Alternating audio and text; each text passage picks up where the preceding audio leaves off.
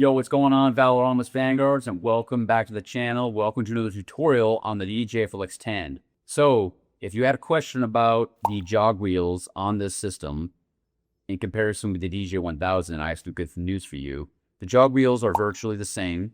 There's not too many differences, but my first time practicing on this equipment, I noticed a few small differences that were improvements from the DDJ-1000.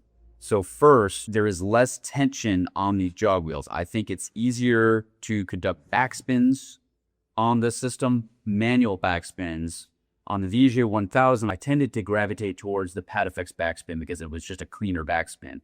But on this, I can implement a manual backspin a bit better.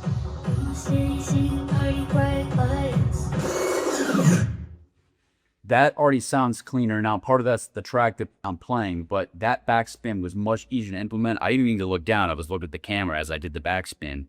So the tension is less, and that's not just because of the jog feel, trust me. The light versus heavy jog feel. I have the same tension setting set on this as I do to the DDJ-1000. Of course, the DDJ-1000, my system was a few years old, so it's going to become naturally more tense and not as responsive as the years progress. But immediately looking at the system, I think these jog wheels, they spin better, so there's less tension.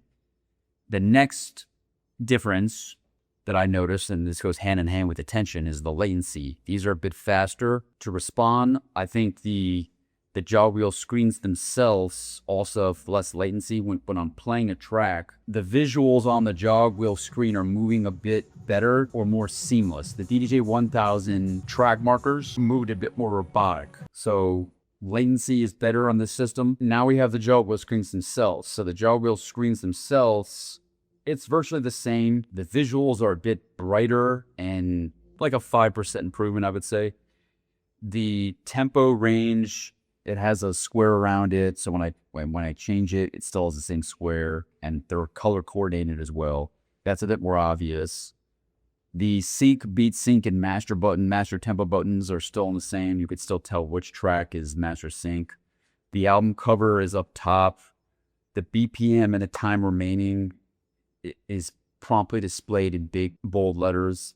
The alphanumeric key is there, and you would see that master tempo is selected in this case. And of course, master tempo, you have to be careful with that. And then you have the response, which again goes hand in hand with the latency and the tension, but the response is just a bit better. And I also like that with the visuals, when you are highlighting the stem that you want to separate or isolate, such as the vocals, it now has that color on here, green, for the vocals. Or if you only have the drums, then it'll be blue. If you only have the instrumental, then it'll be red. And if you have both, it'll go back to white. So the default color on the jog wheel ring is going to be white. And then again, when you get close to the end of a song, it'll start to blink. So that's the same as the DDJ-1000. With the stem separation, you now have a few more colors on here, and the visuals are a bit brighter. So less tension, better latency, a bit more obvious buttons, although only maybe 5%. And then you have the stem separation, which gives you a few more colors.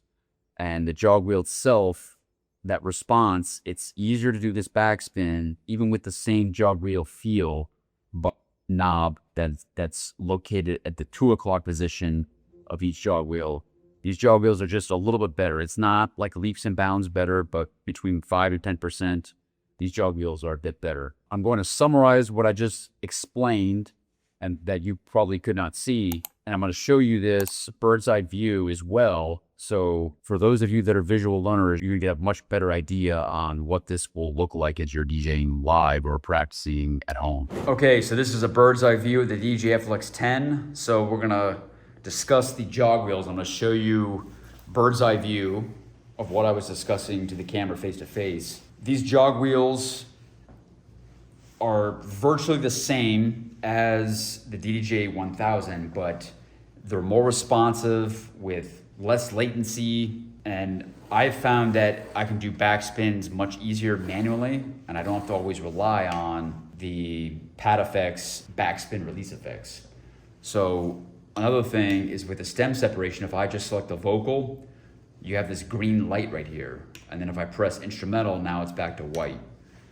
And of course, this white light will blink as you get towards the end of a song. So if I get towards the end of the song, it's now starting to blink. And this blinking will become faster and faster as you get closer and closer to the end of the song. So the jog wheels are very similar to the DDJ-1000. Now it's blinking faster. The text display is slightly more obvious, like 5–10%. But what I just find better about these jog wheels is it's much easier to do manual backspins. That's probably the biggest benefit. And they're just more responsive, less latency, they're faster. So all in all, I think the jog wheels it's an improve from the DDJ-1000. Okay, so that's the differences in the DDJ-1000 versus the DDJ-FLX10 jog wheels. So if you want to learn more about either system, the DDJ-FLX10 or the DDJ-1000, then click on the next video here or here, and I will see you in the next video. 3,